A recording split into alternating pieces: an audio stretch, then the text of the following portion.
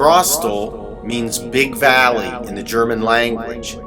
It was also the name of a popular ski resort built in Wing Hollow near Allegany, New York, that operated from 1958 until 1968.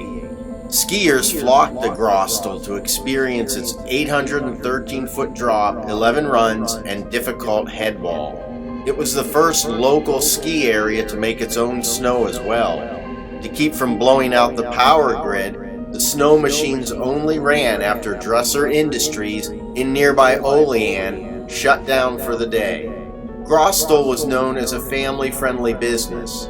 Parents could drop their kids off at the facility after dinner and know they'd be safe and have fun. This tradition continued when the property was purchased by Mr. and Mrs. Henry Stein in 1969 and became Ski Wing.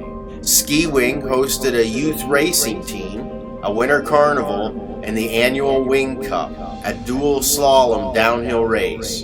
Wild partying was also the norm, especially during the winter carnival. On any given evening, though, rowdy sing-alongs would erupt, with American Pie being a crowd favorite. Even now, after darkness falls, motorists on Ski Wing Road see grinning skiers trooping along the berm. They're distinctly dressed in gaudy caps, herringbone sweaters, and black stirrup ski pants straight out of the 60s. There are only two problems with this picture. A resort hasn't existed in Wing Hollow since the early 80s, and these happy skiers are ghosts.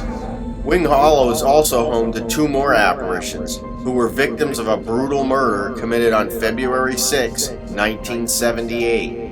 The first is that of a powerfully built bricklayer named Michael Fornes.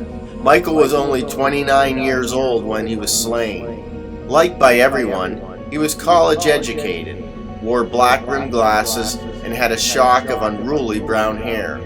The other young man was Stephen Bender, age 30. Fornes and Bender were night shift ski slope groomers. That night was bitterly cold, with the temperature plunging to 9 degrees above zero.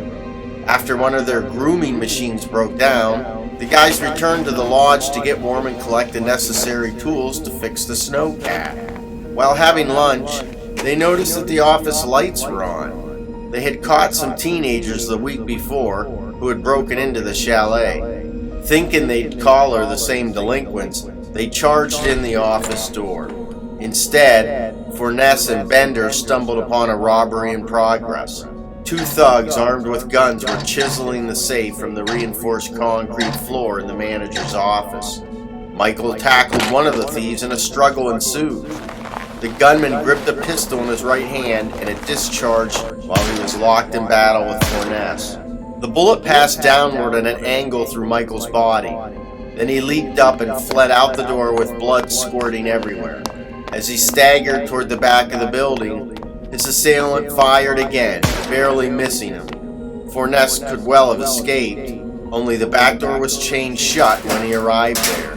Michael then found himself at the mercy of the murderers, who shot him twice more with sadistic glee.